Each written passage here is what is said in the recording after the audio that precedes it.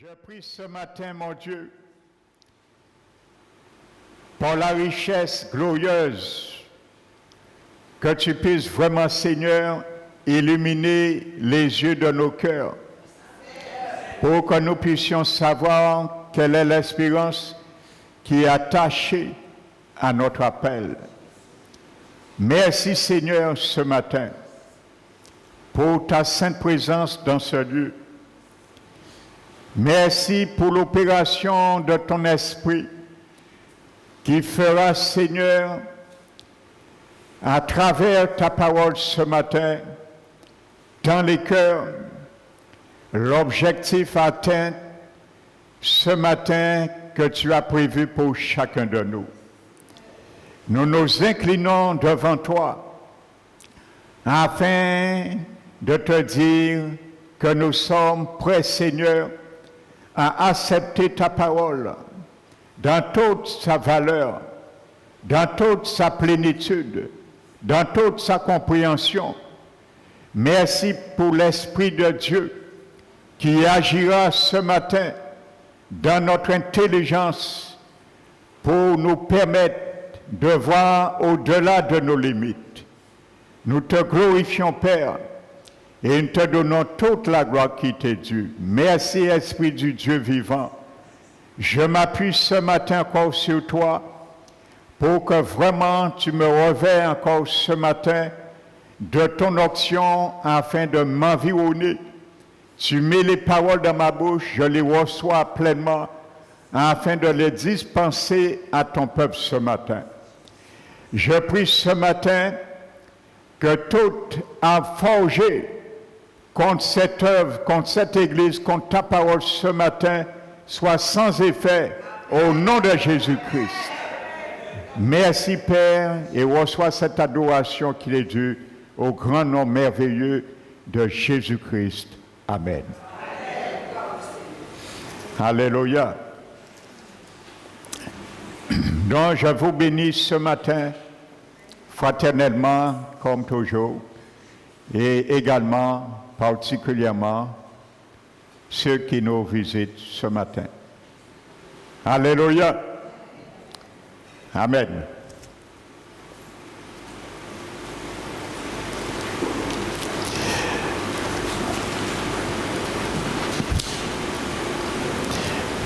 Nous allons prendre la parole de Dieu dans le livre de l'Apocalypse, le chapitre 20.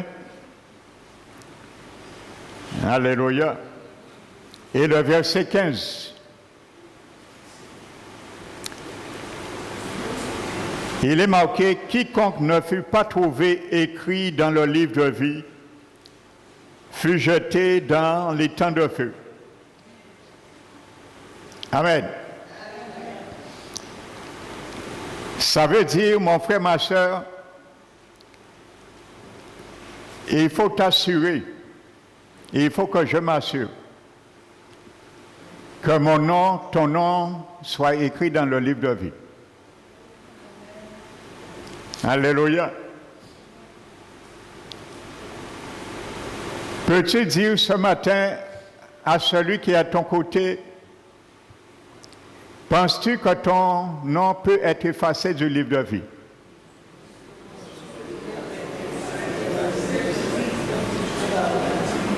Pose cette question.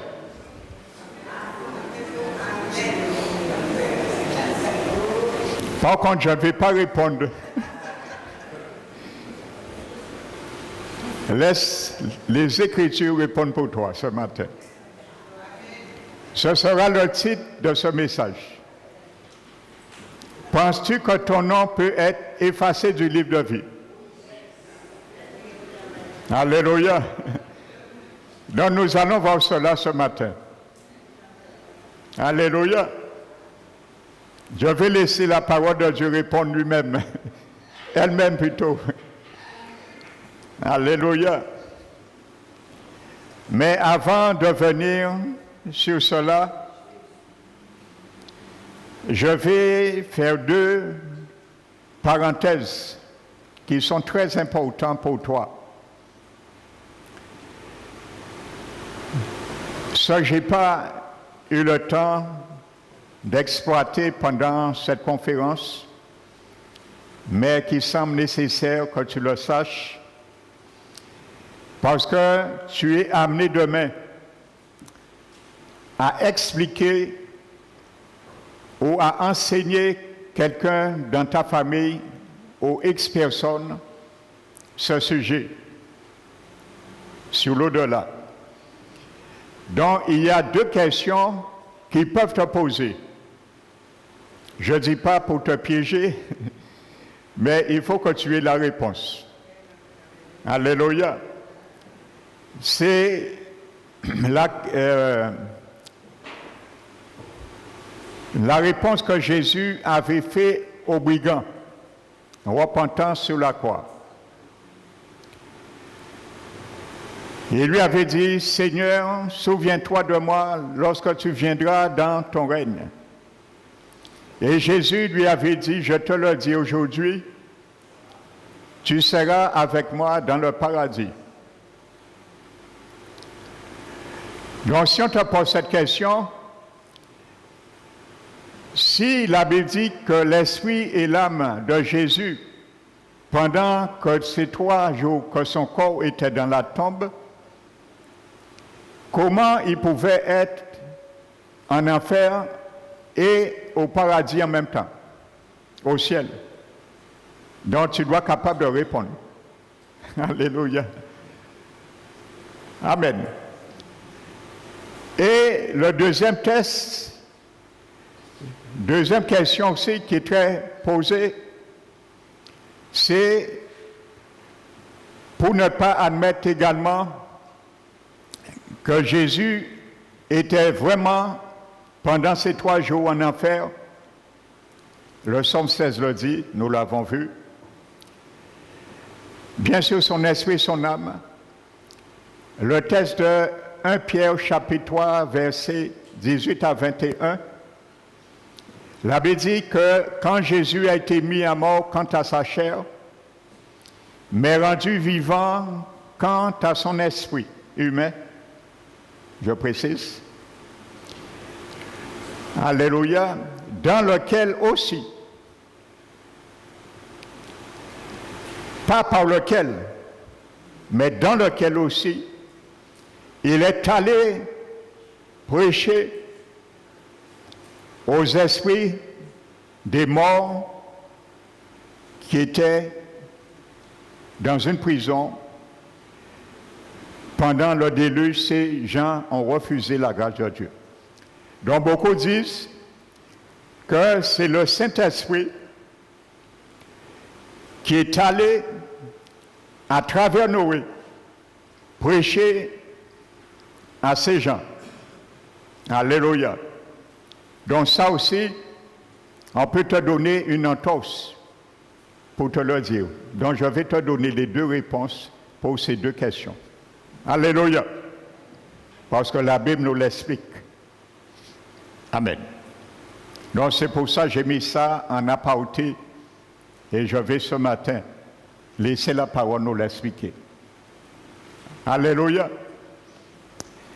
Il est marqué dans la Bible, celui qui parle le premier pour sa cause paraît juste.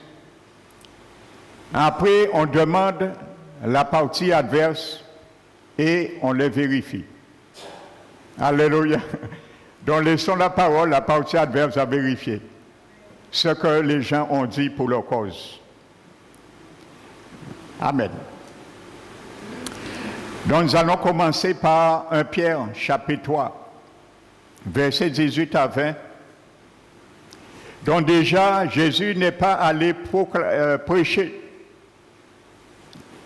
aux gens qui étaient morts au déluge, et il n'a pas été prêché comme on pense aux démons. La Bible est claire, la Bible dit, pendant que la patience de Noé, de Dieu se prolongeait pendant 120 ans. Donc ce n'était pas pour les démons, ni pour l'esprit démoniaque, c'était bien pour des humains. Parce que l'évangile n'est pas fait pour prêcher aux anges déchus. Ils connaissent très bien leur sort final. Amen. Donc, ce n'est pas le mot prêcher qui est là, c'est le mot keusso dans le grec. On l'a traduit par prêcher. C'est une mauvaise traduction. C'est le mot keusso. Cela veut dire faire une proclamation. Donc, Jésus est allé leur parler. On ne sait pas qu'est-ce que Jésus a dit. Nous n'étions pas là. La Bible a gardé le silence. Alléluia. Amen. Donc le terme pour évangéliser, si c'était prêcher l'évangile aux morts, comme beaucoup disent, c'était le mot grec qui aurait été anagélizo. Amen. Donc ce n'est pas anagélizo qui a été inspiré là, dans le grec, c'est keusso. Amen. Maintenant la Bible dit qu'il y avait été ces gens-là qui avaient été incrédules. Donc il parle bien des humains, ce n'est pas des démons. Pour ceux qui prônent qu'il n'y a pas de vie après la mort, ils prennent cela. Donc je suis en train de faire tomber ces fausses doctrines. Donc l'emploi dans le grec, amen, qui avaient été rebelles. Le grec emploie un participe aoriste. C'est le mot apétésazine. Et ça veut dire qui avait été rebelle. Cette conjugaison accorde une valeur d'antécédence temporelle par rapport à l'action exprimée. Qu'est-ce que ça veut dire? Dans le verbe personnel, dans de tels participes, la rébellion d'autrefois est donc antérieure à la proclamation. Donc ça prouve bien que ce qui dit que c'est l'Esprit de Jésus, par l'Esprit Saint, à travers Noé, qui a prêché ces gens, ça ne tient pas debout. Alléluia. Parce que la proclamation, le jugement a été antérieur de la proclamation. Alléluia, et non simultané. Donc les choses sont claires. Alléluia. Amen. Et c'est pour cela, le Seigneur m'a fait grâce depuis quelque temps d'étudier la grammaire grecque et hébraïque. Alléluia. C'est pour bien expliquer les choses. Et révoquer certaines fausses doctrines qu'on donne au peuple de Dieu. Amen. Donc la rébellion d'autrefois qui avait été rebelle a été antérieure lorsque Jésus est allé les prêcher. Donc Jésus est allé les prêcher longtemps après, le jour qu'il est mort. Les choses sont claires. Amen. Alléluia. Donc voici la réponse que tu vas donner à ceux et celles qui ne croient pas que Jésus est allé, son esprit humain qui est allé les prêcher ce jour-là. Avant de remonter, comme Éphésiens 4 dit, au-dessus de toutes choses pour accomplir. Alléluia. Et c'est quand Jésus est sorti là maintenant, en enfer, nous l'avons vu, il a pris la clé dans la main de l'ange de la mort et dans l'ange de l'enfer. Et ensuite, il a déménagé le sein d'Abraham, les captifs, et les a amenés au ciel. Et le brigand repentant, il était dans le sein d'Abraham, nous l'allons le voir, et Jésus lui avait dit, aujourd'hui, je te le dis, tu seras avec moi. Et ce jour-là, quand Jésus aussi, après les 3 jours, a quitté automatiquement, le brigand repentant aussi est parti, il était dans le sein d'Abraham. Vous savez, je bénis le Seigneur. Je glorifie le Seigneur. Vous savez, ça fait des années que je prêche, entre autres, que l'ange, nous avons vu dans Apocalypse 6 et Apocalypse 20, l'ange qui s'appelle la mort et l'ange qui s'appelle l'enfer, ces 2 personnages.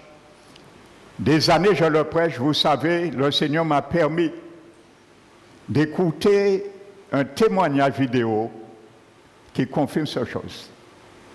un ex-sataniste qui raconte son expérience et qui dit qu'il a eu un jour, pendant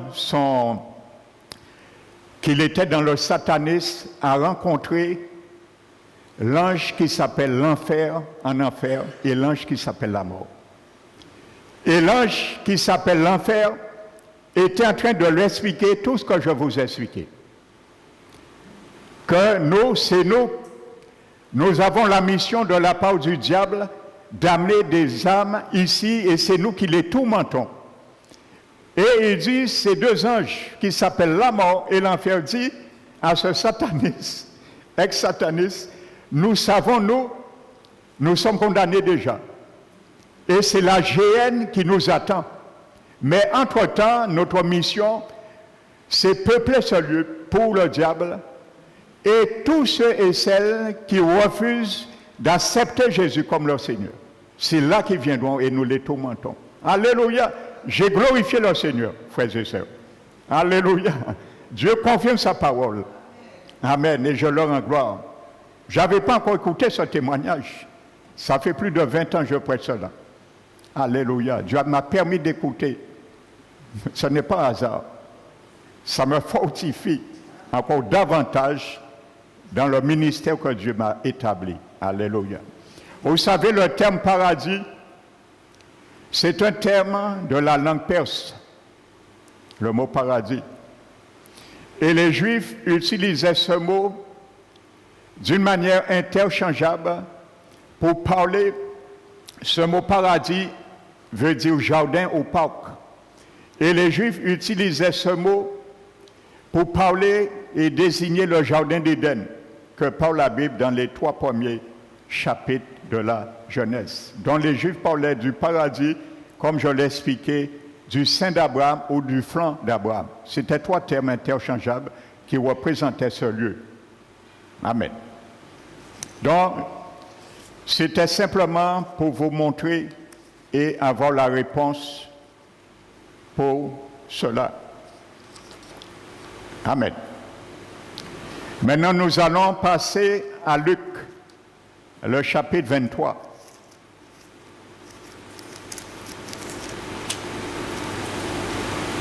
Donc, c'est bien l'esprit humain de Jésus, comme Somme 16 le dit, qui est descendu et pendant son séjour, il a profité, la Bible nous montre, il a parlé avec les gens qui étaient morts depuis Noé. Et ils sont là encore. Ils sortiront, nous l'avons vu, après les 1000 ans, pour être jetés dans la géhenne. Amen. Verset 43.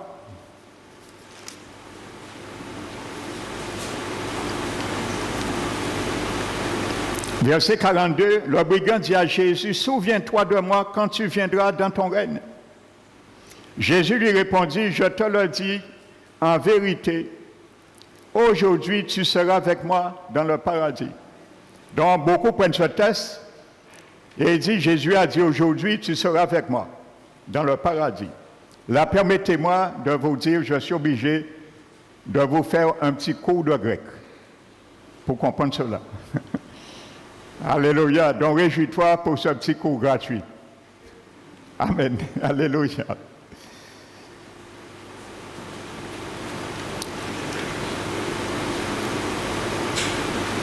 Pour nier que Jésus n'est pas descendu, son âme et son esprit, pour accomplir toutes choses en Hadès. Il dit, Jésus est monté au ciel tout de suite. Et en plus, Jésus a dit, Père, je remets mon esprit entre tes mains. Amen. Mais je vais expliquer le mot, je remets mon esprit entre tes mains. L'esprit de Jésus n'est pas une essence, c'est une personne. Donc l'esprit de Jésus ne reste pas dans la main du Père. Amen. Il a dit, Seigneur, Père, je remets mon esprit entre tes mains. Amen. Vous allez comprendre qu'est-ce que Jésus, spirituellement, nous démontre à travers ce mot. Si vous lisez Lévitique chapitre 16, il y avait une fête qu'on appelle la fête des expiations, ou en hébreu le Yom Kippur. Et cette fête, il y avait le sacrificateur qu'on lui apportait 2 boucs. Et il y avait un bouc qu'on appelle le bouc pour l'Éternel. Et il immolait ce bouc qui représentait le sacrifice que Jésus fera à la croix du Calvaire pour l'expiation des péchés. Et il y avait un deuxième bouc. Parmi ces 2 boucs, on décidait par tirage au sort lequel qui sera le bouc de l'Éternel et lequel qui sera le bouc pour être relâché. On appelle Azazel en hébreu, le bouc. Ça veut dire retranchement, séparation. Et le deuxième bouc ne mourait pas.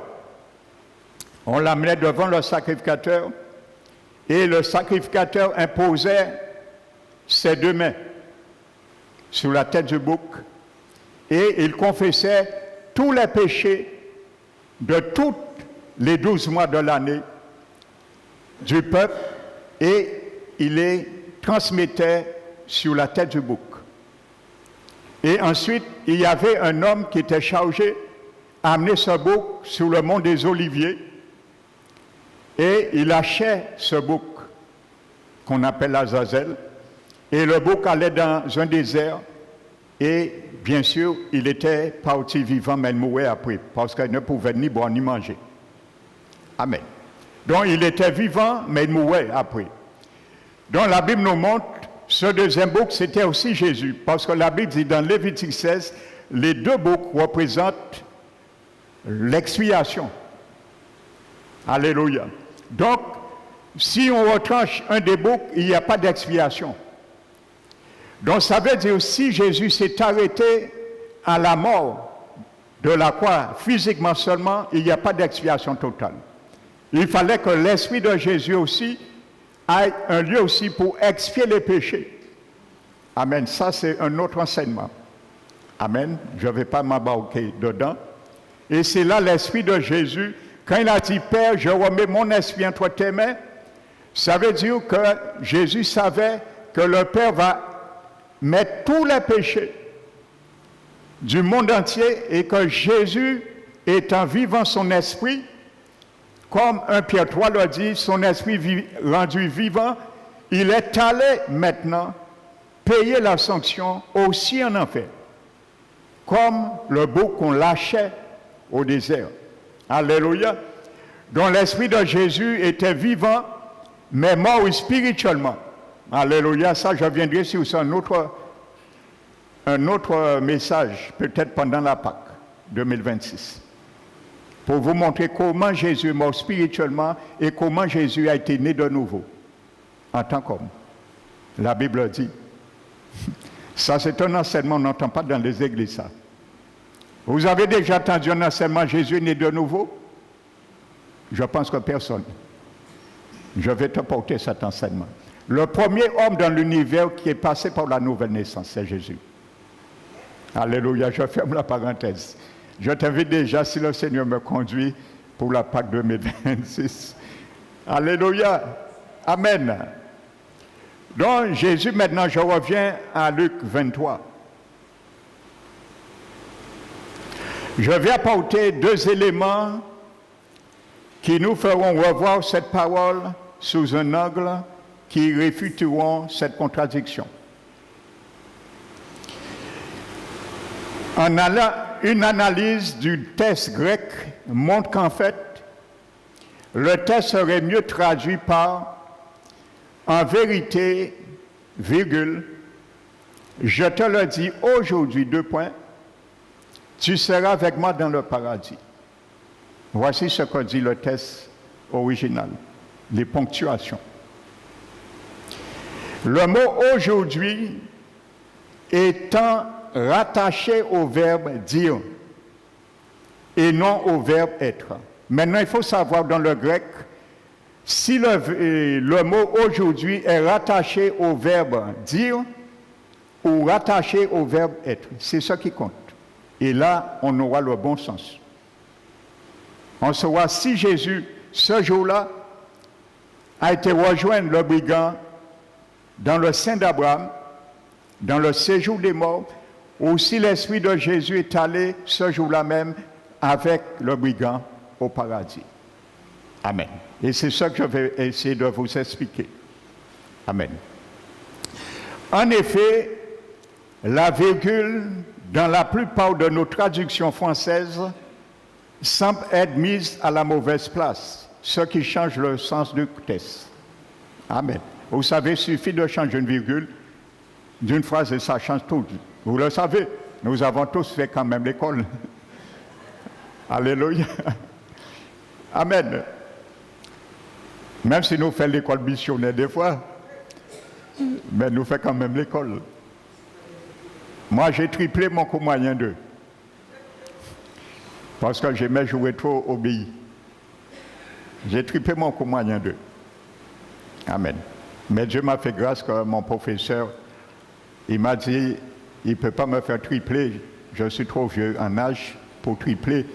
Et il m'a dit qu'il me fait grâce. Il ne va pas fermer comment dirais-je, mon avenir, mais il me fait grâce, il me fait quand même passer, bien que je ne mérite pas, en cours moyen 2.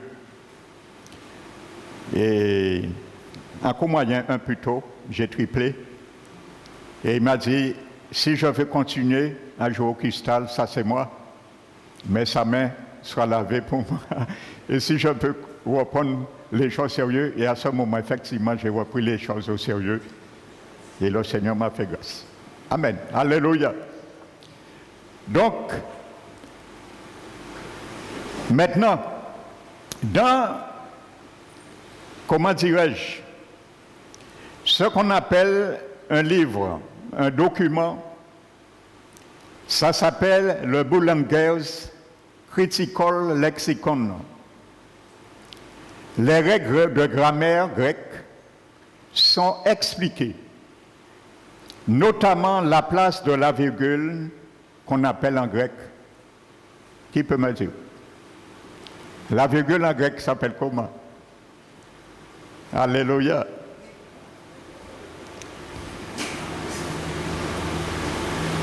Ça s'appelle comma. Comma. Donc voici la règle. Quand le mot aujourd'hui en grec, c'est le mot siméon, est placé après un verbe, il se rapporte à ce verbe. Sauf s'il est séparé et renvoyé au verbe suivant par la présence d'un oti, en grec qu'on appelle ce, que,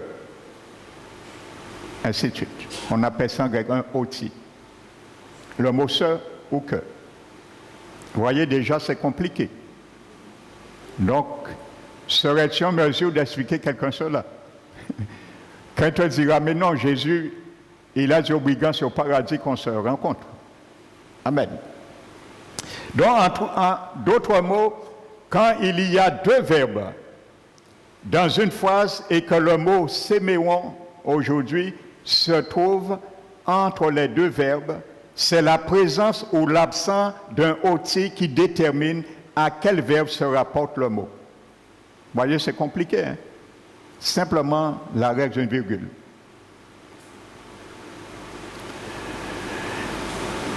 Amen. Qui détermine à quel verbe se rapporte le mot aujourd'hui, séméron. Par contre, quand il y a un oti, séméron se rapporte au second verbe. Nous pouvons alors placer la virgule avant le mot séméron aujourd'hui, comme dans Marc 14, 30. Nous allons prendre un seul verset pour confirmer cela. Je vais vous donner le reste, vous allez le prendre. Marc 14, verset 30.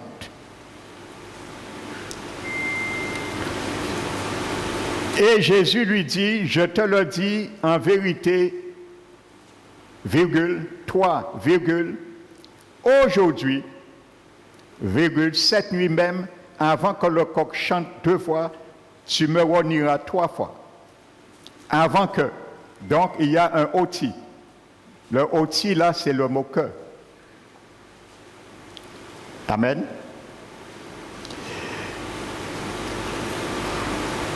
Notez Luc 4, 21, Luc 19, 9.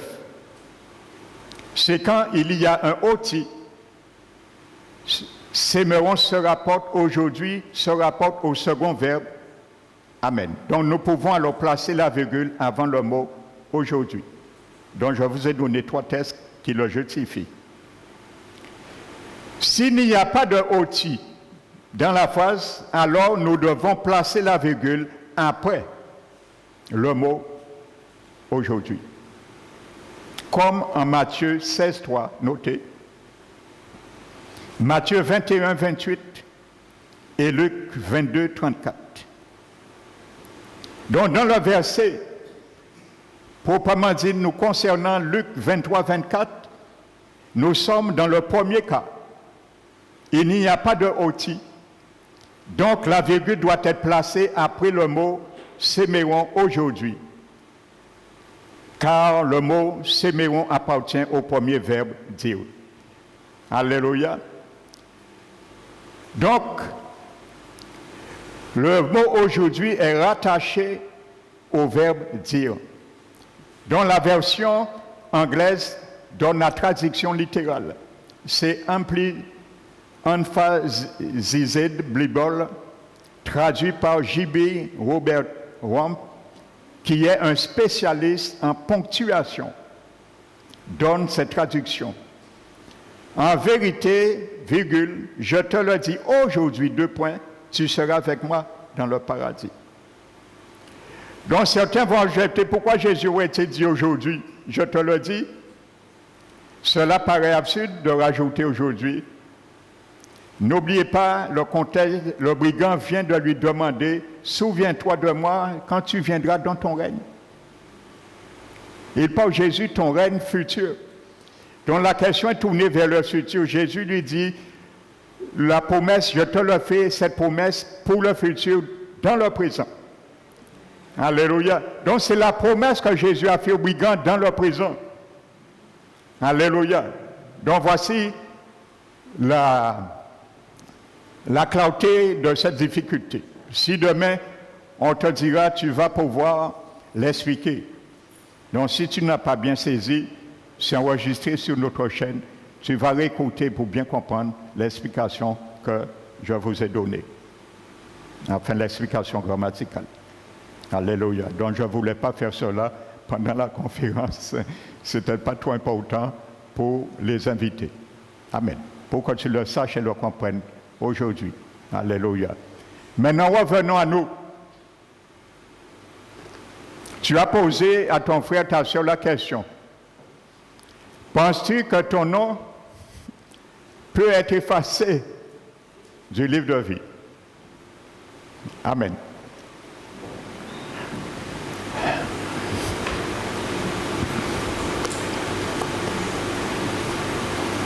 Dans le livre de vie de l'agneau, immolé dès la fondation du monde, comme le dit Apocalypse 13, verset 8, c'est la même chose, c'est le même livre. Amen. Où la Bible dit, et tous les habitants de la terre l'adoreront. Ceux de leur nom n'a pas été écrit. Apocalypse 13. Ceux dans leur nom n'a pas été écrit dans le livre de vie de l'agneau qui a été moulé dès la fondation du monde. Amen. Donc, voyez, la Bible dit, on aurait pu dire, il y a des noms qui n'ont pas été écrits dans le livre de vie. Parce qu'il est dit, ceux dont leur nom n'a pas été écrit dans le livre de vie de l'agneau, qui a été immolé dès la fondation du monde, ça veut dire que ces gens-là étaient prédestinés peut-être à adorer la bête. Et pourtant non. Dieu n'a prédestiné personne ni à adorer la bête, ni à aller en enfer. Dieu ne prédestine personne à l'avance d'aller en enfer. Bien qu'il le sait, il le voit à l'avance, dans sa préscience. Mais ça ne veut pas dire qu'il avait prédestiné cette personne. Parce qu'on aurait pu dire Dieu est injuste, il fait un choix. Non, la Bible dit Dieu ne fait pas de favoritisme. Toute personne est prédestinée à être sauvée. Et je vais prendre un verset qui te le confirme. Alléluia. Mais bien sûr, tous ne sont pas sauvés. Parce qu'on a notre choix à faire. Mais au-delà de la prédestination, Dieu voit déjà à l'avance dans sa préscience. C'est comme un acteur. L'acteur n'a pas encore projeté le film. Personne n'a encore vu le film. Je suis un acteur. Par exemple, je fais mon film. Je réalise mon film. Mais j'ai déjà regardé le film avant de le projeter. Je connais tout ce qui est dans le film, c'est moi qui l'ai fait. Dans la préscience de Dieu, c'est cela. C'est un film que Dieu voit avant de le projeter. Donc Dieu a vu voir le monde avant d'arriver. Quand Dieu a fait Adam et Ève, il avait déjà vu qu'ils vont chuter. C'est pour ça, en toi, les deux moments, il a mis la croix déjà. Il le savait. Pourquoi Dieu a dit, frères et sœurs, répondez-moi. Avant même la chute, Dieu a dit à Adam et Ève, le jour où vous en mangerez le fruit, vous mourrez. Le mot hébraïque, dans le texte hébraïque, le mot mort, je vous ai dit, est employé 2 fois. Dans l'original, Dieu a employé tu mourras 2 fois. C'est le verbe hébreu mauve, tamauve. Entre les deux mauves, il y a la lettre tav, qui est la lettre qui veut dire la croix. Pourquoi entre ces deux mots, Dieu a mis la croix, la lettre tav en hébreu? C'est parce que Dieu avait déjà vu la chute et il avait déjà vu aussi la croix. Ça, c'est sa préscience. Sa préscience. S'il y avait croix, Dieu savait la croix de Jésus, c'est pourquoi. S'il n'y a pas de péché, il n'y a pas de croix. Donc si Dieu, dans sa préscience, a vu la croix déjà, avant le péché, il savait que le péché serait venu. Il savait qu'Adam et Ève seraient péchés, tôt ou tard. Allez, ça c'est la préscience de Dieu. Amen. Je vous donne un exemple dans la Bible. Le cas de Judas. Voici encore, beaucoup disent que Dieu a prédestiné Judas à être condamné. Non. Dieu serait injuste. La parole de Dieu nous dit que toute chose a été faite pour un but. Même le méchant pour le jour du jugement. Donc même un méchant est fait pour un but, c'est pour le jugement. Ce n'est pas moi qui le dis, c'est dans la Bible. Donc, quand Dieu a permis Judas de venir au monde, Judas était prédestiné à être sauvé. Oui et amen. Parce qu'il a été choisi par Dieu lui-même en tant qu'apôtre. Nous sommes d'accord? Jésus savait, la Bible dit, Jésus savait d'avance que Judas est un voleur. Il le savait, Jésus. La Bible écrit, les évangiles le disent. Il n'a pas rejeté. Mais il a essayé de faire Judas rentrer dans sa destinée qui était prédestinée pour lui. Jésus l'a essayé à plusieurs reprises. Judas n'a pas voulu. Le jour de l'avant des pieds, Jésus dit à Pierre, vous tous, vous avez déjà reçu le pardon judiciaire, sauf un. Judas. Judas a entendu cela. Il savait c'est lui. Il aurait pu se repentir et changer d'avis dans son plan avec le tribunal qui devait condamner Jésus. Une chance lui a été donnée. Alléluia. C'est pour cela que je vais te parler du livre de vie. Toute personne a eu leur chance que leur nom soit resté dans le livre de vie. Pour qu'on ne puisse pas accuser Dieu. Il y a beaucoup de gens qui disent oui, j'ai jamais entendu, on n'a jamais entendu. Vous savez, beaucoup de gens viennent, ils me disent, mais si quelqu'un n'a jamais entendu l'évangile, et il est mort, vous savez, quand quelqu'un vient vers vous dans ce propos, cette personne parle pour elle-même. Et ils entendent ce que vous leur dites. Quand vous allez lui dire, oui, mais si quelqu'un n'a jamais entendu l'évangile, et qu'il dit, ah, enfin, lorsqu'on invite 10 000 fois à venir dans nos conférences, il peut venir pourquoi? Et qu'il dit, si on patane, en qu'est excusable. Mais je vous ai expliqué pendant la conférence, que tu entends ou pas, tu es venu mort spirituellement. Tu seras condamné. Donc, tu n'as pas cherché à comprendre, à entendre, tu seras quand même condamné. Parce que Dieu va te juger sur un autre critère que tu n'as pas reçu, entendre l'évangile. Il va te juger, condamner quand même par ce que tu as fait, par ta conscience. Tu seras condamné quand même. Il n'y a pas d'excuse devant Dieu. Il y a trop de personnes, je le sais, et je suis un témoin de ça, et je pense que vous êtes aussi. Vous invitez les gens, ils ne viennent pas. Pourquoi? Ils se disent que si on pas venu, on pas tant excusable. Mais il n'y a pas d'excuse. La Bible dit, il est réservé à tout homme de mourir une seule fois, après vient le jugement.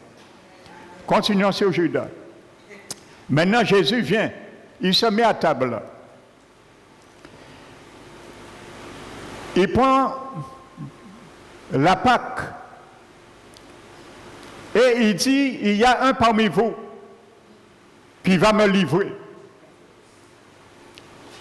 On lui dit, mais Seigneur, c'est moi. Il dit, mais non, c'est pas toi. Tu es trop gentil avec moi, Pierre. Même si je sais dans ma pression, tu vas me renier 3 fois. Mais c'est pas toi. Jean, c'est moi, Seigneur. Il dit, mais non, Jean, mais ta tête est toujours sur mon cœur. Tu connais le battement de mon cœur. Si je te ferai pas une telle chose, je te l'aurais dit. Et ainsi de suite. Je paraphrase. Hein? Et il dit, celui qui mettra sa main avec moi, Judas savait, c'est lui, Judas a mis sa main. Vous allez me dire, Judas est excusable? Il partait ça, c'est lui. Bon Dieu, il y en a fait, non. À ce moment, la Bible dit, il se leva et il sort avant de prendre la Sainte Seine. Judas n'a pas pris la Sainte Seine. J'ai entendu des pasteurs dire, tout le monde qui prend la Sainte Seine parce que Judas prend la Sainte Seine. Judas n'a pas pris la Sainte Seine. La Sainte Seine, Jésus l'a instituée quand Judas est sorti de la salle. À ce moment, Judas a pris la Pâque, mais n'a pas pris la Sainte Seine. Alléluia, moi j'étais dans une église, j'étais pasteur d'une église. L'apôtre faisait tout le monde prendre la Sainte Seine, même des enfants. Inconvertis, convertis. Ce n'est pas des choses, on m'a dit, j'étais pasteur d'une église comme ça. Tout le monde va prendre cette. Alléluia, parce que condamnation à mon pas intéressé, c'est l'argent. L'argent pochaille, c'est mon qui bat l'argent, qui bat gros dîme. C'est ça qui les intéresse. Amen. Et aujourd'hui, c'est ça qui intéresse beaucoup de ces serviteurs, l'argent. Remplir leur force, leur poche. Le salut des âmes, aller en enfer ou pas aller en enfer, n'a pas de problème à eux. Tous les gens, ils peuvent garder les gens dans tous les moyens par extorsion, ils les gardent. Alléluia. Eh bien, la Bible dit que Judas a choisi son lieu. Qui a choisi son lieu? Dieu, lui. Il a choisi son lieu et il en a fait aujourd'hui. Et il sortira, comme tous les gens, après les 1000 ans, pour comparaître devant Jésus et jeter dans la géhenne. Donc, voici un cas concret. Judas était prédestiné à être sauvé, mais dans sa préscience, Dieu a vu tout cela va se dérouler. Dieu a vu le film avant. Qu'est-ce que Dieu a fait? Il a dit, bon, il faut que quelqu'un trahisse Jésus. Il faut que quelqu'un dans le monde vende Jésus pour 30 cycles d'argent. Ainsi de suite. Dans sa préscience, la Bible dit, il y a beaucoup de gens, leur condamnation a été écrite avant la fondation du monde. Eh bien, Dieu a dit, je vais choisir cet homme qui s'appelle Judas et il va accomplir mon dessein. Parce que j'ai déjà vu, même si on leur donne les moyens de se repentir, il ne le fera pas. Alors je le choisis pour accomplir mon dessein. Et il a été le choisi pour le dessein de Dieu. Voici ce qui s'est passé avec Judas. Il a été prédestiné à être sauvé, mais dans sa présence, Dieu a vu qu'il va choisir, opter pour l'enfer. Alors Dieu a dit, une pierre deux coups, je ne perds rien, je le choisis. Et il a choisi Judas. Voici ce qui se passe, frères et sœurs. Entre la prédestination et la préscience, ne confondons pas. L'Antichrist a été prédestiné à être sauvé. Mais il a fait un choix d'accepter comme Seigneur et Maître Satan. Il a fait, c'est son choix. Le faux prophète, nous allons voir bientôt s'afficher aussi. Il a été prédestiné à être sauvé. Mais il a fait son choix. Hitler a été prédestiné à être sauvé. Il a fait son choix. Personne n'a été prédestiné à être condamné d'avance. Alléluia. J'ai été prédestiné à être sauvé. Et en 1979, j'ai répondu favorablement à l'appel de la prédestination et j'ai été sauvé. C'est comme ça marche. Si tu ne réponds pas à l'appel un jour dans ta vie, tu meurs. Même si tu as été prédestiné, tu mourras dans tes péchés. Jésus l'a dit. Alléluia. Donc, quand nous voyons Apocalypse, nous l'avons vu, Apocalypse 20, 15 et Apocalypse 13, 8, nous voyons qu'il n'existe aucune base biblique qui montre que le livre de vie continue d'être complété. Alléluia. Amen. Il n'y a aucune notion de nom rajouté. Bibliquement, hein, je parle. Au contraire, il y a seulement la notion de nom effacé. Amen. Donc c'est là que nous allons traiter cela. Et savoir si le nom d'un chrétien peut être effacé. Je dis bien chrétien né de nouveau. Alléluia. Parce que beaucoup jouent avec leur salut. Mais vous savez, à l'église Parole qui restaure, on ne joue pas avec leur salut. Parce que le pasteur Emmanuel prêche la sainte doctrine du Christ. Alléluia. Donc si toi tu veux jouer avec ton salut, mon sang, ton sang ne sera pas demandé.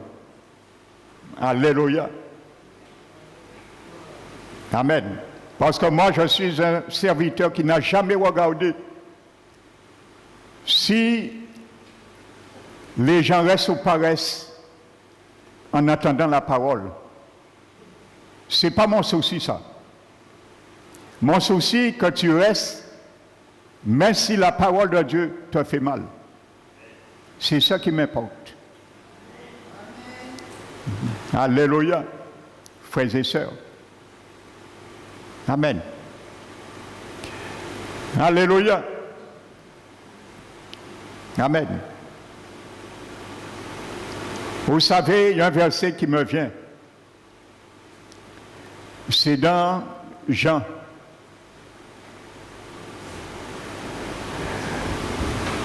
Le chapitre 6.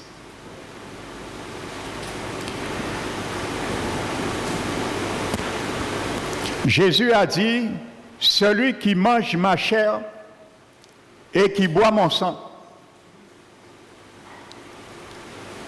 Alléluia. Aura la vie éternelle.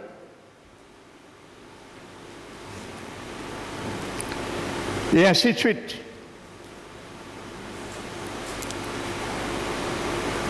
Vous savez, dans ce chapitre, le verset 50, le verset 51 et le verset 53, notez, qui parle de manger ma chair et boire mon sang. Ces trois versets est conjugué, ces trois verbes est conjugué dans ces trois versets, ces verbes sont conjugués à l'aoriste. Ça veut dire quelqu'un qui a mangé et bu le sang de Jésus une fois. Je peux ajouter pour toutes. Une fois. Mais plus bas, à partir du verset 54 jusqu'au verset 58, quand Jésus dit toujours le mot manger et boire, les verbes maintenant sont conjugués au présent de l'indicatif. Manger et boire, ce n'est plus aoriste, mais le présent indicatif. Ça veut dire dénote une action qui continue et se perpétue sans cesse. Amen. Et c'est là, hormis les trois versets précédents, nous avons vu 50, 51, 53, Jésus n'a pas dit « et je les ressusciterai au dernier jour ». Mais à partir du verset 54 à 58, quand il dit « ceux qui mangent ma chair et boivent mon sang, je les ressusciterai au dernier jour ». Amen. Je vais t'expliquer qu'est-ce que Jésus disait. Tenant compte du contexte grammatical grec. Quand tu viens à Jésus, tu l'acceptes. Le premier jour tu l'acceptais, c'est l'aoriste. Il est le pain du ciel, il a dit. Maintenant, tu ne t'arrêtes pas là. Tu continues à le manger et à boire sa parole. Jésus ne parlait pas de la Sainte Seine. Au verset 54 à 58. Parce que la Sainte Seine ne sauve personne. C'est une image d'une réalité spirituelle que seul le sang de Jésus fait. Tel que le baptême d'eau ne sauve personne. C'est une image d'une réalité. Seul l'Esprit Saint sauve et lave. Donc ce n'est pas ça que Jésus parlait. Il parlait celui qui va continuer, après avoir l'accepté, il est la parole, continue à manger le pain qui est descendu du ciel. Jésus, sa chair, c'est la parole de Dieu aujourd'hui. Frères et sœurs, c'est celui-là qu'il ressuscitera au dernier jour. Alléluia.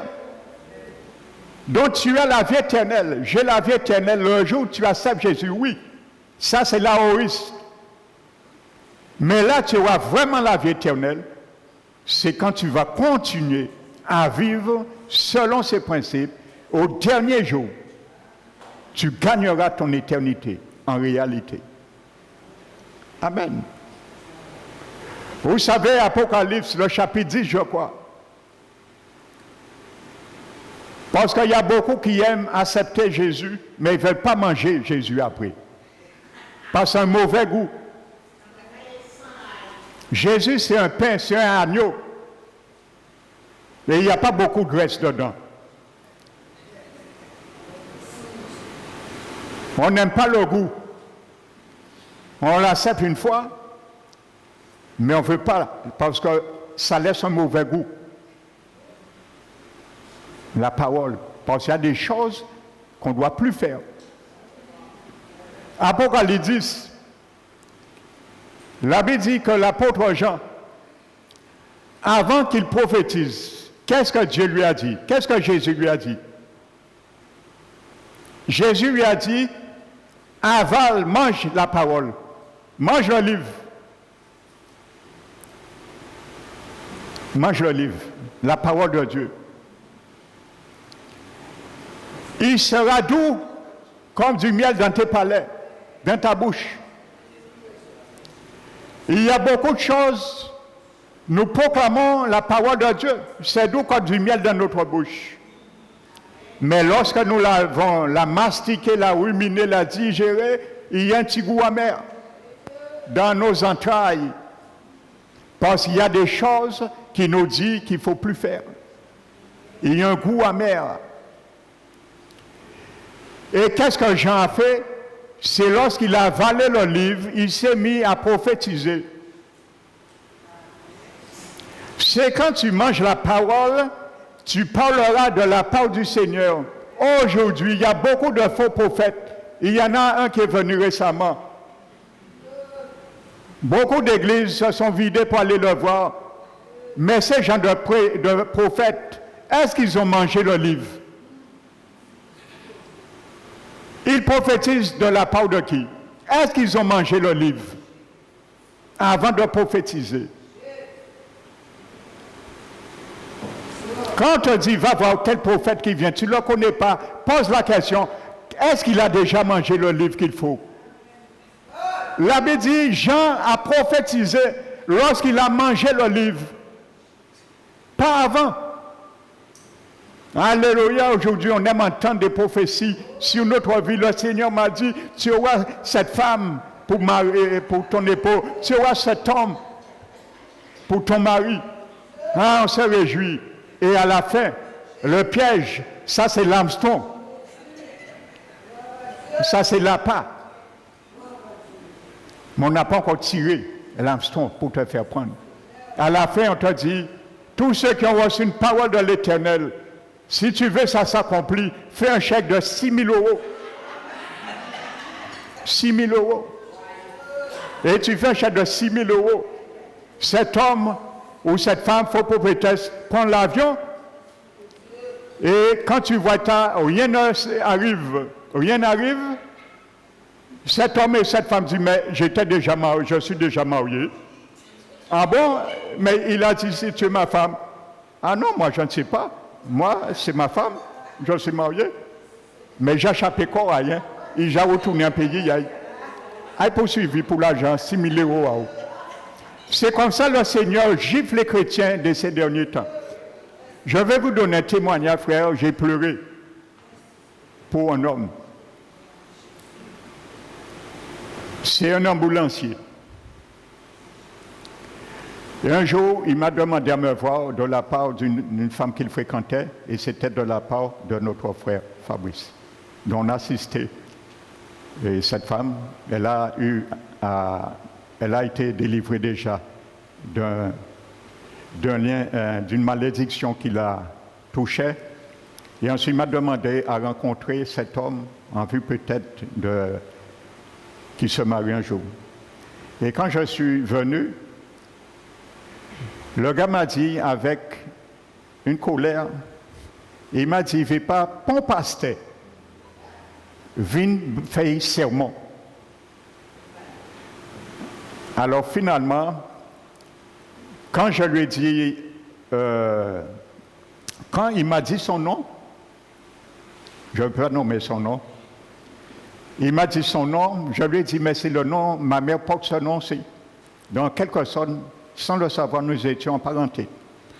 Et c'est par rapport à ça, il a accepté de m'écouter. Et moi, je l'ai écouté.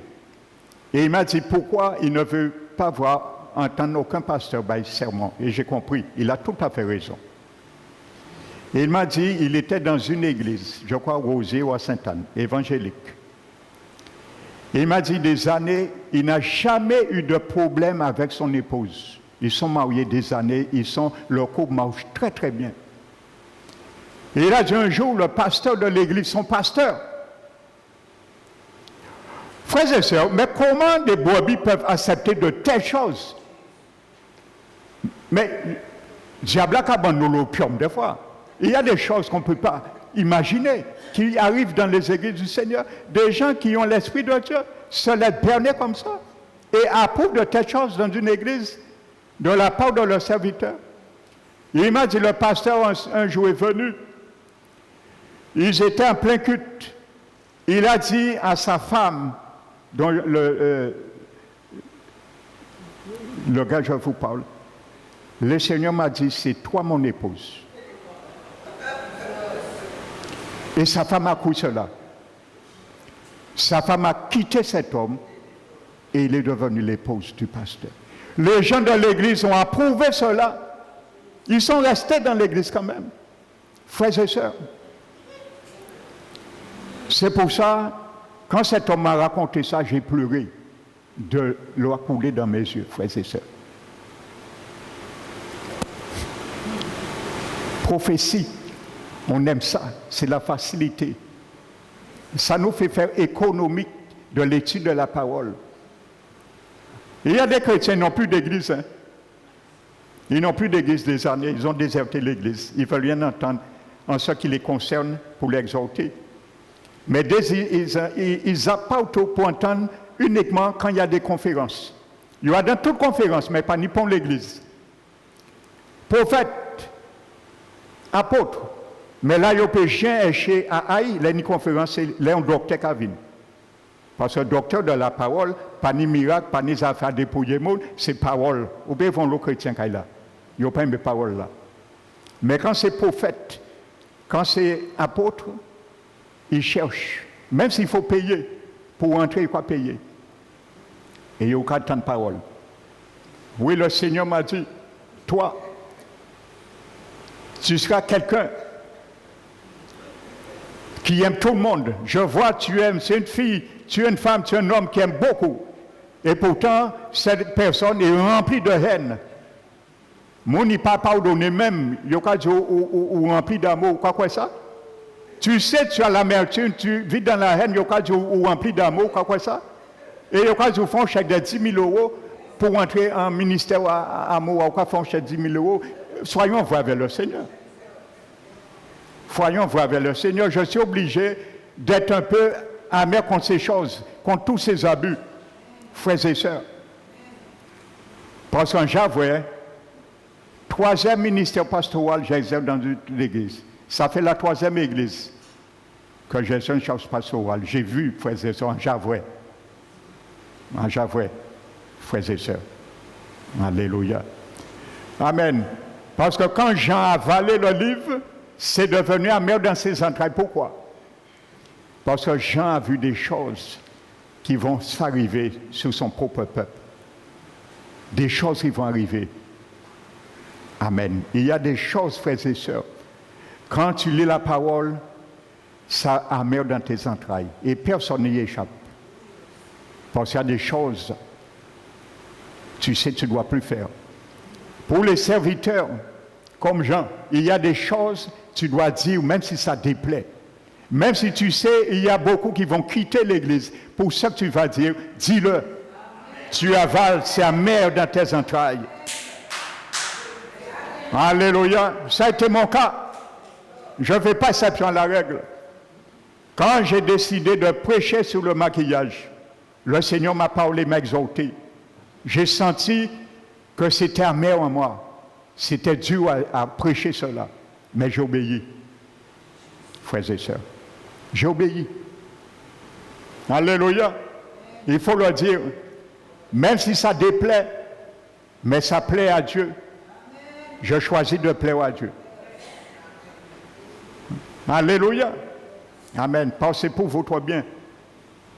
Le Seigneur m'a établi évêque de l'église Parole qui restaure. Amen. Évêque surveillant. Amen. Pas dit pasteur là, fait qu'il fait ordonner évêque. Alléluia. Les évêques, lorsqu'on les ordonne, on va mettre un gros robe noire en bitaillot. J'ai vu des ordinations de pasteurs évêques en Guadeloupe. Tu es pasteur, on t'établit évêque, mais c'est un pléonasme. On t'établit pasteur 2 fois dans la même église. Parce qu'un évêque, c'est un pasteur. Ce sont des gens qui n'ont mal étudié la Bible. Un évêque, c'est un pasteur, et un ancien, c'est un pasteur, bibliquement. Alors, quand tu es pasteur, on te fait passer un stade supérieur, on t'établit évêque. Ça veut dire, on t'établit doublement pasteur. Pasteur. Alléluia. J'ai vu ça, frères et sœurs. Il y a des choses qui se passent dans les églises aujourd'hui. En gros, robe noire, Amérique, avec une grosse croix. Comme les évêques, des évêques de Rome. Un pasteur, on le met aujourd'hui. Frères et sœurs. Alléluia. J'ai vu l'ordination d'un pasteur qui a travaillé à mes côtés. Il m'a invité par respect, je suis allé. Je ne vais pas nommer son nom. Mais j'étais écœuré. ce jour-là, pendant l'ordination, frères et sœurs. En plus, un Américain qui l'a ordonné avec une prophétesse américaine. Permettez-moi de le dire, j'insulte personne, mais je trouve quand même, il faut être quand même avoir certaine révérence au Seigneur. Moi, j'ai dit à moi, si c'était moi, par contre, qu'on était en train d'officier officiellement l'ordination, j'aurais refusé la femme prophétesse de me toucher. Ça, je l'ai dit dans mon cœur. Et ça se serait fait. J'aurais dit à madame, ne me touchez pas. On a donné le cap au pasteur. La femme est venue, on lui a donné une épée. Une épée. On lui a donné des choses. On dit toute une chose. On aurait dit c'est un théâtre qu'on était en train d'assister. Mais la femme maintenant, prophétesse, elle avait des ongles, 7 longueurs. Frères et sœurs, elle avait des fossiles, 7 longueurs. Il faut, le diable ridiculise les enfants du Seigneur, il faut ridiculiser le diable aussi. Maquillage, frères et sœurs, mais vraiment, c'est elle qui est venue ordonner ce pasteur avec un Américain. Frères et sœurs, il faut arrêter. Et arrêter de dire le Seigneur regarde au cœur.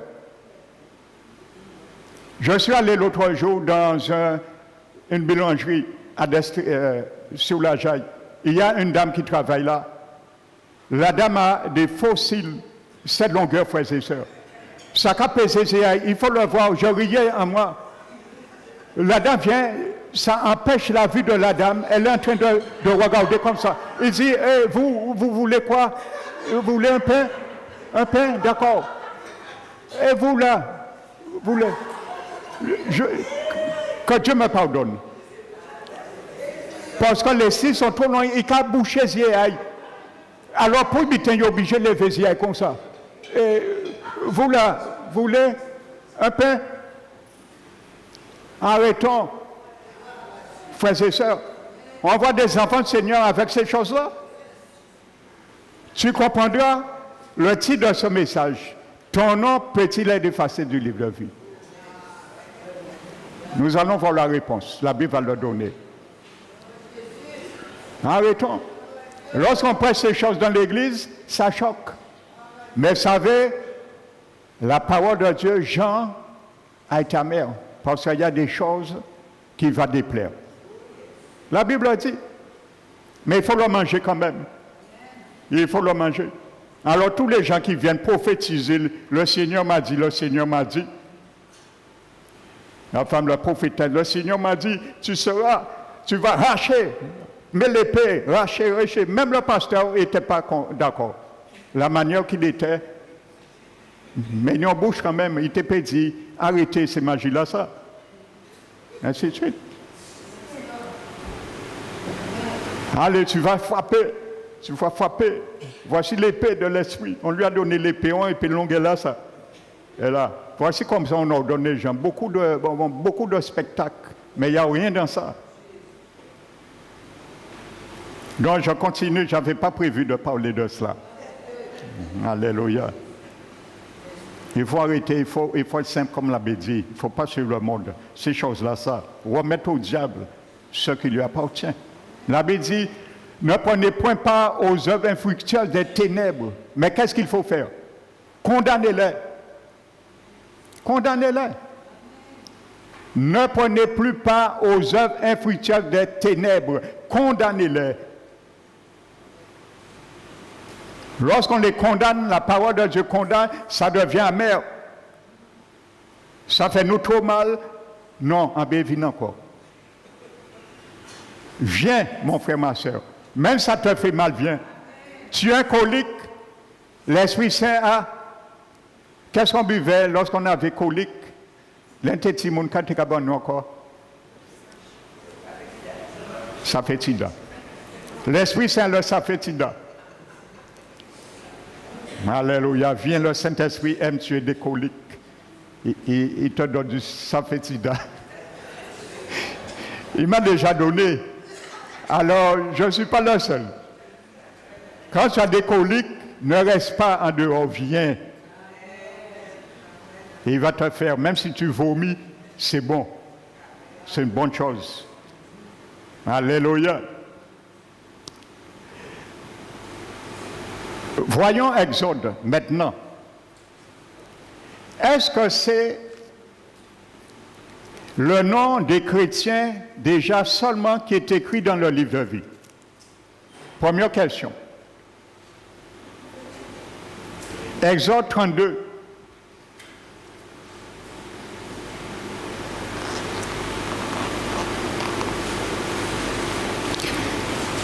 Exode 32.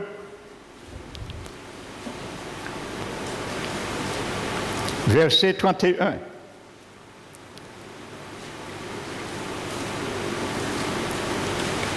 Moïse retourna vers l'Éternel et dit, « Ah, ce peuple a commis un grand péché. Ils se sont fait un dieu d'or. » Après, le dieu d'or. « Pardonne maintenant leur péché. Sinon, efface-moi de ton livre que tu as écrit. »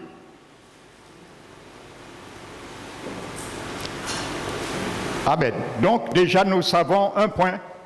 Le nom peut être effacé du livre de vie. 1.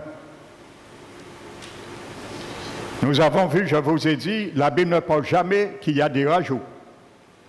Mais effacé, oui.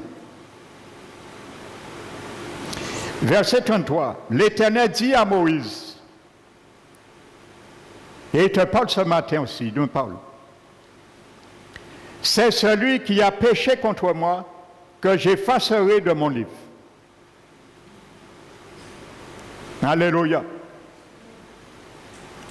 Donc, par le péché, ton nom peut être effacé. La Bible est claire dessus. Nous sommes d'accord? C'est Dieu qui a dit ça, c'est pas Pasteur Emmanuel. Amen.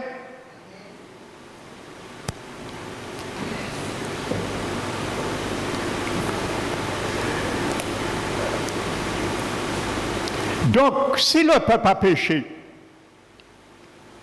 ça veut dire leur nom est écrit dans le livre. Amen. Prenons Somme 69.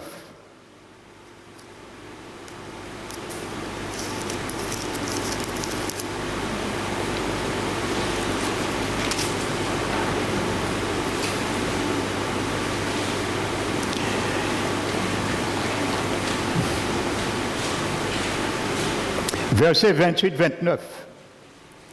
Ajoute des iniquités à leur iniquité et qui n'est point part à ta miséricorde. Qu'ils soient effacés du livre de vie. Amen. Il parle à des peuples pécheresses. Amen. Alléluia. Qu'il soit effacé de ton livre de vie. Il ne parle pas que des chrétiens. Donc, ce n'est pas les noms des chrétiens seulement qui est écrit dans le livre de vie. Amen. Et qui ne soit point inscrit avec les justes. Alléluia. Donc tu considères quelque chose, les noms qui restent inscrits dans le livre de vie, c'est que des justes. Ceux qui ont été justifiés par le sang de Jésus et qui ont demeuré dans la justice. Alléluia.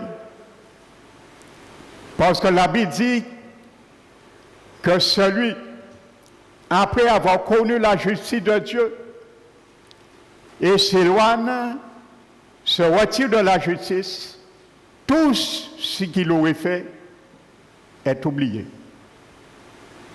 Amen. Alléluia.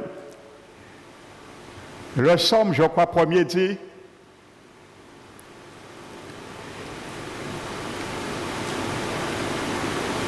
les méchants ne résistent pas au jour du jugement.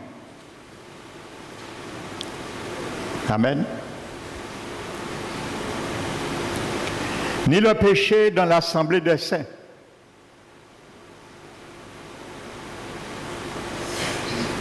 Amen.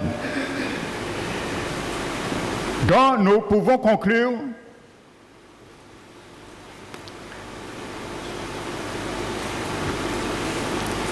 que tout le monde, dès qu'il vient au monde, son nom est écrit dans le livre de vie. Il n'y a pas d'exception.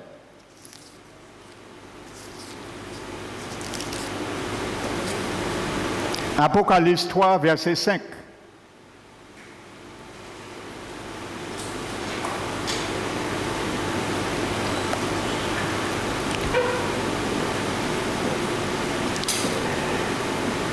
Le Seigneur parle à l'église de Sardes. L'église du Seigneur est constituée de qui?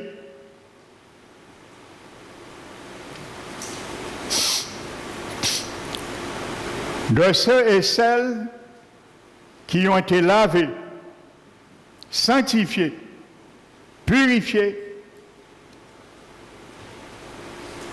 justifiés.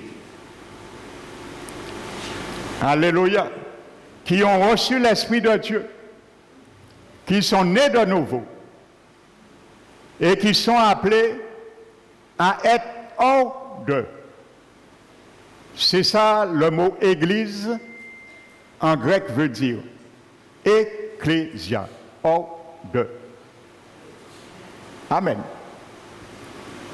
Regardez ce qu'il dit aux chrétiens nés de nouveau de cette église. Verset 5. Celui qui vaincra sera ainsi revêtu de vêtements blancs. Je n'effacerai point son nom du livre de vie. Qui est-ce qui parle là? Le pasteur Emmanuel? Qui parle là? Jésus? Qu'est-ce que Jésus dit? Il te dit, ton nom peut être effacé de son livre. Voici la réponse que tu as posée à ton frère et ta soeur tout à l'heure. Ton nom peut-il être effacé? La réponse est oui. Amen. Que tu ne le crois pas, c'est Jésus qui l'a dit. Amen. Je n'effacerai point son nom du livre de vie. Pour que ton nom puisse rester écrit, qu'est-ce que tu dois faire? Qu'est-ce que je dois faire? Oui, manger. Mais il faut vaincre le péché. Il faut vaincre tes mauvaises natures. Il faut vaincre tes mauvais penchants. Celui qui vaincra, pas tous ceux qui ont la vie éternelle. Parmi tous ceux qui ont la vie éternelle, il y a ceux qui vont vaincre et d'autres qui ne vont pas convaincre. Alléluia. Amen. Et je confesserai ce nom devant mon Père et devant les anges. Là, tu ne peux pas me dire qu'un chrétien né de nouveau ne pourra jamais perdre son salut. Parce qu'Apocalypse 20 dit, tous ceux qui ne furent pas trouvés écrits dans le livre de vie sont jetés dans la géhenne.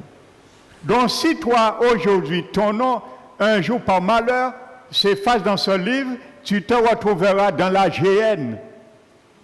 Ce n'est pas la doctrine du pasteur Emmanuel, c'est la doctrine de Jésus de Nazareth.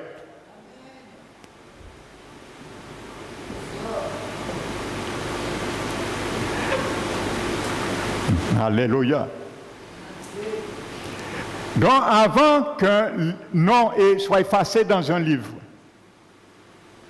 qu'est-ce qu'il faut au préalable?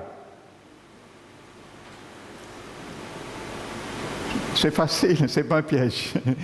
Il faut que le nom soit écrit. Je ne peux pas effacer un tableau. Il n'y a rien à effacer là. J'efface quoi?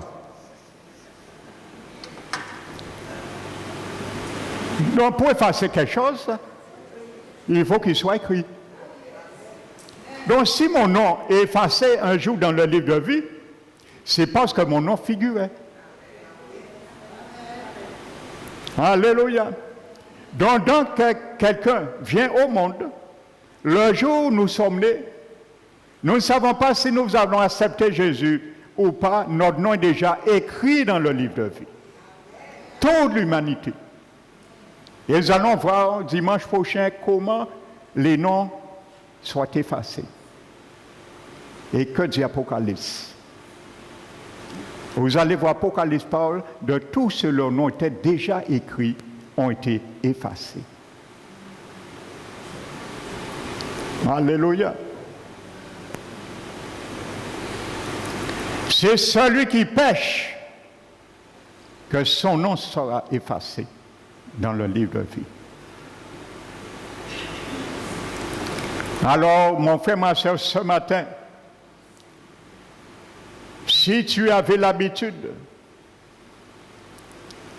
de pécher volontairement, sans cesse, prends ça comme une vie,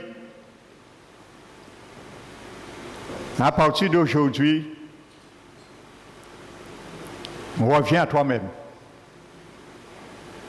Et dis, attends, mon nom peut être effacé dans le livre de vie, il faut que je fasse attention.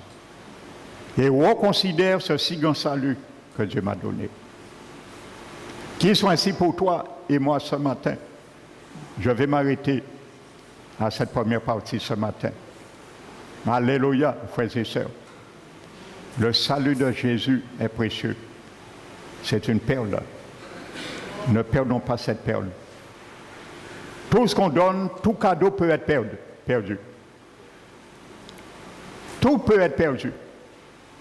Même la vie éternelle peut être perdue. J'ai entendu des pasteurs me dire comment Dieu donne la vie éternelle et tu peux la perdre. Comment quelqu'un qui est né de nouveau peut retourner dans... En quelque sorte, j'explique ça d'une manière, tu ne comprends même pas ce qu'ils peuvent dire. La nouvelle naissance, comment tu peux défaire la nouvelle naissance? Alors, je te pose une question très simple. Un enfant qui vient au monde, il est né. Nous sommes nés tous de la chair et le sang, Jésus l'a dit. L'enfant est né, il vit. Mais s'il reste là, ses parents l'abandonnent, est-ce qu'il va continuer à vivre? Et pourtant, il a reçu la vie, il avait la vie, il mourra. Eh bien, tu as reçu la vie éternelle. Tu es un enfant né de nouveau, la vie éternelle t'appartient. Mais si tu restes là et tu ne manges pas, tu meurs, la vie éternelle en toi meurt. Parce que la vie éternelle, Jésus a dit, c'est quoi? C'est qu'ils te connaissent, toi le vrai Dieu, et celui que tu as envoyé. Mais si tu ne connais pas celui qu'il a envoyé, tu ne cherches pas à le connaître, et ni le Dieu, eh bien, ta vie éternelle, tu la perds. La vie éternelle, c'est qu'ils te connaissent. Voici une définition. Jésus a été clair sur ça. Amen. Cherchez à connaître Dieu en profondeur. Le connaître, c'est quoi? Rentrer en connexion, communion avec lui. La communion, c'est la sainteté. Vénérer la sainteté de Dieu en tout domaine, esprit, âme et corps. C'est ça connaître, rentrer dans une communion. Ginosko, ce mot grec, pour connaître. Ce mot veut dire relation intime, comme deux personnes ont une relation intime dans leur chambre. C'est ce mot qui est employé pour connaître Christ, connaître Dieu. C'est ça la vie éternelle. Mais si tu ne cherches pas à connaître, tu ne seras pas sauvé. En finalité, ton nom peut être effacé. Jésus l'a dit, hein, il a dit, beaucoup viendront le jour du jugement, dit, Seigneur, Seigneur, n'avons-nous pas parlé en ton nom, prophétisé, fait des miracles, chassé des démons, je vous dirai tellement, je ne vous ai jamais connu.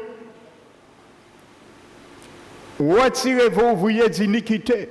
Le mot jamais connu, c'est ginosko. Jésus n'a pas dit, je vous dirai, je vous ai jamais connu comme quelqu'un. Mais vous n'avez jamais eu de relation intime avec moi.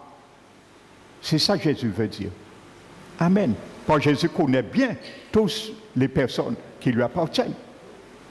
Mais il dit, vous n'avez jamais eu de relation intime avec moi, comme une femme et un homme sont relation intime dans leur lit. C'est le mot grec, hein? Il n'y a pas de choc à voir, c'est ce mot qui est employé dans le grec. Cherchez le ginosko. C'est un terme qu'on employait pour un couple marié, dans leur relation intime. Alléluia. C'est ce mot que Jésus a employé. La relation intime, communion avec le Saint-Esprit étroite, avec Jésus, avec le Père. Et il dira, retirez-vous de moi. Ouvrier d'iniquité. Le mot iniquité, alléluia, c'est le mot grec veut dire qui change les choses de Dieu. La loi de Dieu, les principes de Dieu. Ça veut dire on foule les principes de Dieu. La manière que Dieu veut que nous vivions, nous marchons, nous les foulons aux pieds. C'est ça. Amnémiose, le mot grec qui me vient. Frères et sœurs. Alléluia. Iniquité. Celui qui contredit la loi, qui marche contraire à la loi. La loi te dit d'aimer, mais toi, tu maudis. C'est ça, iniquité. Le mot grec est traduit par iniquité. Alléluia. Et ainsi de suite. C'est ça Jésus a dit. Il dira à ces personnes, je ne vous ai jamais connu. En quelque sorte, littéralement, Jésus dit, nous n'avions jamais eu de relation intime. Alléluia. Imaginez-vous un couple marié. Ils ont attrapé un indifférent et restent chaque soir, pendant 5 ans, sur le même lit dos à dos. 5 ans. Eh bien, c'est ça Jésus, ce mot génosko veut dire. Nous n'avions jamais eu de relation intime, toi et moi. Tu as eu des relations avec le monde, oui, intime, oui. C'est pour ça que j'ai dit adultère que vous êtes. Jacques, il l'a dit. Ne savez-vous pas que l'amour du monde est inimitié avec Dieu? Celui qui aime le monde devient ennemi de Dieu. Adultère, toute relation. Celui qui a son époux, son épouse et qui a en maîtresse ou en hôte. Adultère. Le Seigneur ne veut pas que nous adultérons notre vie spirituelle. Il veut pour nous seuls, pour lui seul. Alléluia. L'amour du monde, c'est un adultère spirituel. Adultère que vous êtes. L'apôtre Jacques l'a dit. Vous aimez le monde et vous aimez Dieu. Non. On ne peut pas servir. Celui qui devient ami du monde devient ennemi de Dieu. Comment ennemi de Dieu, ton nom peut être inscrit dans le livre de vie? Non. Nous allons voir le reste du dimanche. Que Dieu vous bénisse, frères et sœurs. Alléluia, j'étais dur, peut-être, mais je vous aime. Alléluia, c'est pour le salut de votre âme. Alléluia, parce que j'étais dans des églises, on me prêchait n'importe quoi. Et j'ai failli perdre mon salut. J'ai frôlé à 2 doigts l'enfer. C'est Jésus qui m'a rattrapé. Alléluia, alors je ne veux pas refouler ce précipice. Et je ne veux pas que tu le fasses. Nous allons bénir notre Seigneur en apportant